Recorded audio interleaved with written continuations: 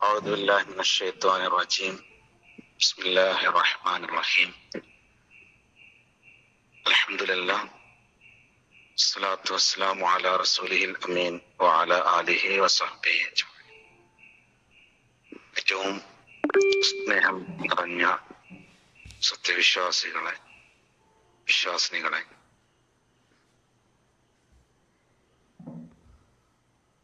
അല്ലാഹു സുബ്ഹാനഹു വ തആല നമ്മുടെ ഈ സംഗമത്തെ അനുഗ്രഹിക്കുമാറാകട്ടെ.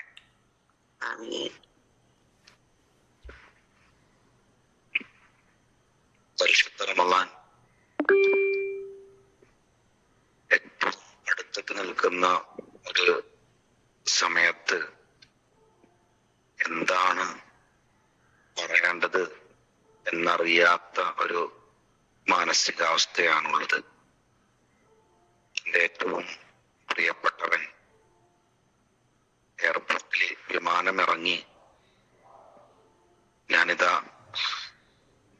ഇറങ്ങിയിരിക്കുന്നു, ഇപ്പോഴെത്തും എന്ന് വിളിച്ചു പറയുന്ന പ്രിയതമനെ കാത്തു നിൽക്കുന്ന മനസ്സിനേക്കാൾ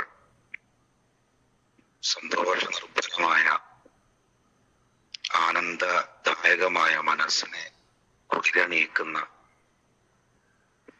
വല്ലാത്തൊരു അവസ്ഥയിലാണ് വിശ്വാസി സമൂഹം ഉണ്ടാവുക.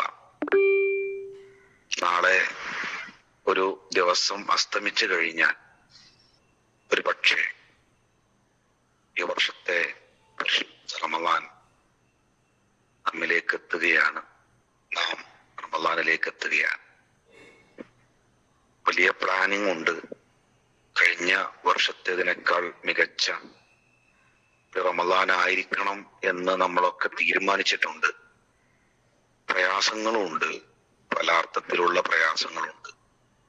ആരോഗ്യപരമായും സാമ്പത്തികമായും കുടുംബപരമായും ഒക്കെ ബുദ്ധിമുട്ടുകളുണ്ട്. പക്ഷേ റബ്ബിനോടടുക്കുവാനുള്ള ഈ ഒരു സമയത്തെ എന്തൊക്കെ പറഞ്ഞാലും ശരി, ഞാൻ ഏറ്റെടുക്കും എന്ന് നിശ്ചയദാർഢ്യം ചെയ്തവരാണ് നമ്മളൊക്കെയും.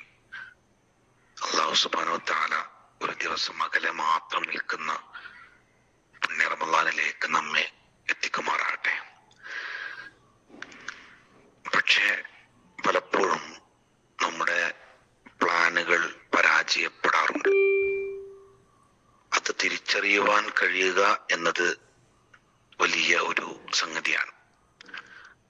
എല്ലാ വർഷവും പ്ലാൻ ചെയ്തതിന്റെ പകുതിയൊക്കെയാണ് നമ്മൾ നിർവഹിക്കുക. എന്തുകൊണ്ടങ്ങനെ സംഭവിക്കുന്നു എന്ന് ചോദിച്ചാൽ അത് വളരെ കൃത്യമായിട്ട് തിരിച്ചറിഞ്ഞിട്ടില്ല എങ്കിൽ ഈ വർഷവും സംഭവിക്കുവാൻ സാധ്യതയുണ്ട്. അതിലേക്കാണ് നമ്മുടെ ശ്രദ്ധയെ നമുക്കൊക്കെ അറിയുന്ന, നമ്മുടെയൊക്കെ എക്സ്പീരിയൻസിലുള്ള ചില വിഷയങ്ങളിലേക്ക് ക്ഷണിക്കുന്നത്. ഒന്നാമത്തേത്, വിശുദ്ധ റമളാനിലെ ഒന്നാമത്തെ നോമ്പിനെ നമ്മൾ സൂക്ഷിക്കണം.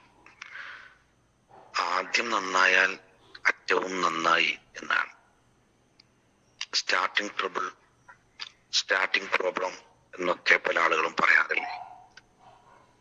ഉസൈൻ ബോൾട്ടിന് സ്റ്റാർട്ടിങ്ങിൽ പിഴച്ചാൽ സെക്കൻഡുകളുടെ ഏറ്റവും മൈക്രോ നിമിഷങ്ങളിൽ ഒരുപക്ഷെ സ്വർണം നഷ്ടപ്പെടും. ഓട്ടമത്സരത്തിൽ തുടക്കം പിഴച്ചാൽ റെക്കോർഡുകൾ നഷ്ടപ്പെടും. തുടക്കം അതൊരു വലിയ സംഭവമാണ്. അതുകൊണ്ട് ഒന്ന് പിഴച്ചാൽ 29 പിഴക്കും. ഒന്നാം ദിവസം നമ്മെ ഇബ്ലീസ് പഠിപ്പിക്കുന്ന ഒരു പാഠം റമളാനാണ്, ചൂടാണ്, ജനുമാസം നോമ്പാണ്, ഇന്ന് നല്ല ക്ഷീണം ഉണ്ടാവും.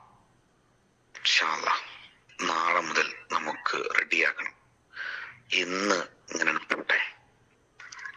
അങ്ങനെ നമ്മെ മടിയന്മാരും ക്ഷീണിതരും അലസരുമാക്കി നാളത്തേക്ക് മാറ്റിവെക്കുവാൻ നാം വല്ലതും തീരുമാനിച്ചു കഴിഞ്ഞാൽ നാളെ എന്ന് പറയുന്നത് ജുന്ദും മിൻ ജുനൂദി ശൈത്വാൻ, ഷൈത്താന്റെ സൈന്യങ്ങളിൽപ്പെട്ട ഒന്നാണ് എന്ന് പ്രവാചകൻ പഠിപ്പിക്കുന്നുണ്ട്. അപ്പൊ അതുകൊണ്ട് ഒന്നാമത്തെ നോമ്പ് എങ്ങനെയാണ്, അതിന്റെ മുകളിലാണ് ബാക്കിയെല്ലാം അട്ടിയാവുക. നിങ്ങൾ ഈ അട്ടിയായി വെക്കുന്നതിൽ ഏറ്റവും താഴെയുള്ളത് ദുർബലമാണെങ്കിൽ, അത് സ്റ്റഡി അല്ലെങ്കിൽ, അത് ഇളകുന്നതാണെങ്കിൽ, അത് പൊടിയുന്നതാണെങ്കിൽ, മുകളിലുള്ളത് നിങ്ങൾ എത്ര ശ്രമിച്ചാലും തകർന്നു വീഴും. സോ അതുകൊണ്ട് ഒന്നാമത്തെ നോമ്പ്, അതില് നിങ്ങൾ ജമാഅത്ത് നമസ്കരിക്കുന്നത്, രാവിലെ ഉറങ്ങുന്നത്, എണീക്കുന്നത്, അതുപോലെ തന്നെ ഓതുന്നത്, പ്രാർത്ഥിക്കുന്നത്, അങ്ങനെ എല്ലാ ആക്ടിവിറ്റീസും എങ്ങനെയാണോ കൈകാര്യം ചെയ്യുന്നത് അത് ബാക്കിയുള്ള ദിവസങ്ങളെ സ്വാധീനിക്കും. സോ ഒന്നാം ദിവസം നമ്മൾ വളരെ കൃത്യമായിട്ട് നമ്മുടെ പ്ലാനിൽ തന്നെ ഉറച്ചു നിൽക്കുവാൻ ശ്രദ്ധിക്കുക. രണ്ടാമത്തത് ശീലങ്ങളാണ്. പലപ്പോഴും നമ്മുടെ ശീലങ്ങൾ എന്ന് പറഞ്ഞാൽ, കഴിഞ്ഞ വർഷം ഞാൻ എങ്ങനെയായിരുന്നു, ഈ വർഷവും അങ്ങനെ എന്ന് പറയുന്ന ശീലം, അത് പലപ്പോഴും കയറി വരും. അതുകൊണ്ട് ശീലങ്ങളെ മാറ്റിവെക്കുവാൻ തീരുമാനിച്ചാലല്ലാതെ വളർച്ച സാധ്യമല്ല. ഒരാൾ വളരണം എന്ന് ആഗ്രഹിക്കുന്നുണ്ടെങ്കിൽ ആദ്യം വലിച്ചെറിയേണ്ടത് ശീലങ്ങളെയാണ്. ചില ശീലങ്ങൾ അപ്ഡേറ്റ് ചെയ്യപ്പെടണം, ചില ശീലങ്ങളെ മാറ്റിവെക്കണം, ചില ശീലങ്ങളെ പാടെ ഒഴിവാക്കണം. അതുകൊണ്ട് പല വിഷയങ്ങളും അത് ഓരോരുത്തർക്കും ഓരോ സംഗതികളായിരിക്കും. അപ്പൊ അതുകൊണ്ട് അത് എന്റെ നോമ്പിനെ ബാധിക്കുന്നതാണോ എന്ന് ശ്രദ്ധിക്കുക. മൂന്നാമത്തേത് മടിയാണ്. മടി കയറി വരുവാൻ കൂടിയുള്ള സാധ്യതയുള്ളൊരു മാസമാണ് പരിശുദ്ധ റമളാൻ. അപ്പോ ഏറ്റവും മനോഹരമായ, ഏറ്റവും വിലയേറിയ നിമിഷങ്ങളിലൂടെയാണ് ഞാൻ കടന്നു പോകുന്നത്. 1.5 മണിക്കൂർ പരീക്ഷ എഴുതുവാൻ സമയം കിട്ടിയ വിദ്യാർത്ഥിക്ക് ഉത്തരങ്ങളൊക്കെ അറിയുമെങ്കിൽ ആ വിദ്യാർത്ഥി ക്ലാസ്സിൽ കിടന്നുറങ്ങുകയും 1 മണിക്കൂറും 25 മിനിറ്റും കഴിഞ്ഞ് കൊട്ടിപ്പടഞ്ഞ് എഴുന്നേറ്റ് എഴുതാൻ ശ്രമിക്കുകയും ചെയ്താൽ എന്തൊരു വിഡ്ഢിത്തമായിട്ടാണ് നമ്മളത് മനസ്സിലാക്കുക. അതുപോലെ ഈ പരിശുദ്ധ റമളാനിലെ ഓരോ മിനിറ്റും നമുക്ക് വിലയേറിയതാണ് എന്നും അത് മനസ്സിലാക്കാതെ മുന്നോട്ട് പോവുകയും മടി പിടിച്ചു കിടക്കുകയുമാണെങ്കിൽ സ്വാഭാവികമായിട്ടും പരിശുദ്ധ റമളാനിലെ ഒരു പ്ലാൻ വിജയിക്കില്ല. നാലാമത്തേത്, പരിശുദ്ധ റമളാനിൽ നമ്മുടെ പ്ലാൻ ബാത്തിലായി പോകുവാനുള്ള പ്രധാനപ്പെട്ട മറ്റൊരു സംഗതി, അത് ഈ ഞാൻ സംസാരിക്കുന്ന, നിങ്ങൾ കേൾക്കുന്ന, നമ്മളൊക്കെ ഒരു ഫ്രെയിമിലേക്ക് വന്നിട്ടുള്ള ഈ ഒരു ഡിവൈസാണ് മൊബൈൽ. അതിന്റെ ഉപയോഗം മിക്കവാറും ഇബ്ലീസ് നമ്മെ പ്രോത്സാഹിപ്പിക്കുക, ഖുർആൻ അതിലുണ്ടല്ലോ, മറ്റേ സ്പീച്ച് അതിലുണ്ടല്ലോ, ഖുർആൻ ക്ലാസ് അതിലുണ്ടല്ലോ, ഖുർആൻ പഠനം അതിലുണ്ടല്ലോ, അല്ലെങ്കിൽ മറ്റേ ഹദീസ് അതിലുണ്ടല്ലോ എന്നൊക്കെ പറഞ്ഞിട്ടാണ്. ഈ പുതിയ കാലം എന്ന് പറയുന്നത് പോസ്റ്റ് ട്രൂത്തിന്റെ കാലഘട്ടമാണ്, പോസ്റ്റ് നോർമൽ കാലഘട്ടമാണ്. എന്ന് പറഞ്ഞാൽ സത്യാനന്തര കാലഘട്ടത്തിൽ അസത്യത്തെ സത്യമായി ചിത്രീകരിക്കുന്നതിൽ വിജയിച്ചൊരു കാലഘട്ടമാണ്. അതുകൊണ്ട് പലപ്പോഴും ഇബ്ലീസ് നമ്മെ നന്മകൾ കാണിച്ചാണ് പ്രൊവോക്ക് ചെയ്യുക. മൊബൈൽ എടുക്കുമ്പോൾ തന്നെ കൃത്യമായി നമുക്ക് തീരുമാനം ഉണ്ടാവണം, എന്തിനാണ് എടുത്തത്, എത്ര സമയം ഞാൻ ഈ സമയത്ത് മൊബൈലിൽ ഞാൻ ഉണ്ടാകും. ഇത് തീരുമാനിച്ചിട്ടല്ലാതെ ഒരിക്കലും മൊബൈൽ എടുക്കരുത്. കാരണം മണിക്കൂറുകളോളം നമ്മുടെ സമയത്തെ നഷ്ടപ്പെടുത്തുവാൻ മൊബൈൽ കാരണം സാധ്യമാകും. ഇത്രയും വിഷയങ്ങളെ ഏറ്റവും കൃത്യമായിട്ട് ചിട്ടപ്പെടുത്തുവാൻ കഴിഞ്ഞാൽ എനിക്ക് തോന്നുന്നു പറഞ്ഞതൊക്കെ സിമ്പിൾ ആയിരിക്കും, പക്ഷേ മിക്കതും നമ്മുടെ ജീവിതത്തിന്റെ താളം തെറ്റിക്കുവാൻ വന്നതാണ്. അവസാനിപ്പിച്ചുകൊണ്ട് പറയുവാനുള്ളത്, സ്ത്രീകളാണ് കൂടുതൽ എന്നുള്ളത് കൊണ്ട് കിച്ചൺ ടൈമുമായി ബന്ധപ്പെട്ടാണ്. നമ്മുടെ കിച്ചൺ ടൈമിനെ നമ്മൾ ലഘൂകരിച്ചിട്ടില്ല എങ്കിൽ, കിച്ചൺ ടൈമിനെ നമ്മൾ അഡ്ജസ്റ്റ് ചെയ്തിട്ടില്ല എങ്കിൽ സ്ത്രീകളെ സംബന്ധിച്ചിടത്തോളം അവരുടെ റമളാൻ പ്ലാനുകളൊക്കെയും പരാജയപ്പെടും. രാവിലെ എണീറ്റാൽ ഇന്ന് എന്താണ് ഉണ്ടാക്കുക എന്ന ആലോചന, ഉച്ച കഴിഞ്ഞാൽ ഉണ്ടാക്കി തുടങ്ങേണ്ടേ എപ്പോൾ തുടങ്ങും എന്ന ആലോചന, അസർ കഴിഞ്ഞാൽ എന്നാ പിന്നെ ഉണ്ടാക്കല്ലേ എന്ന് പറയുന്ന ചിന്ത, മഗ്‌രിബ് കഴിഞ്ഞാൽ എന്നാ പിന്നെ ഇത് തീർക്കണ്ടേ എന്ന ഒരു ചിന്ത, ഇശ കഴിഞ്ഞാൽ എല്ലാം വൃത്തിയായി കഴുകി വെക്കണ്ടേ എന്നൊരു ചിന്ത. അങ്ങനെ 12 മണിവരെയും കിച്ചൺ ഓറിയന്റഡ് ചിന്തയുമായിട്ടാണ് പോകുന്നതെങ്കിൽ പരിശുദ്ധ റമദാനിൽ ഒന്നും തീർക്കുവാൻ നമുക്ക് കഴിയുകയില്ല. പുരുഷ ജനങ്ങളോട് പറയുവാനുള്ളത്, നിങ്ങൾ ആഗ്രഹിക്കുന്ന അതേ റമദാൻ നിങ്ങളുടെ വീട്ടിലെ സ്ത്രീകൾക്കും അത്യാവശ്യമാണ്.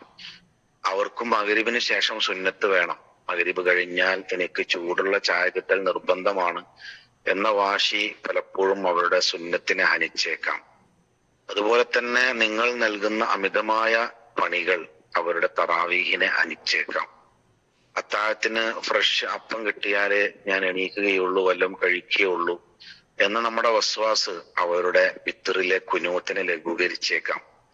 അതുകൊണ്ട് നമുക്ക് അവരെ സപ്പോർട്ട് ചെയ്യാൻ കഴിയണം, അവരുടെ ജോലി ഭാരം കുറക്കാൻ കഴിയണം. നമുക്ക് അവരോടൊപ്പം നിന്ന് അവരുടെ കൂടെ വൈകുന്നേരങ്ങളിൽ അസറിന് ശേഷം ഒക്കെ മാക്സിമം അവരോടൊപ്പം സഹകരിച്ച് സമയം കണ്ടെത്താൻ കഴിയണം. ജോലികളിൽ പണികളിൽ സഹായിക്കാൻ കഴിയണം.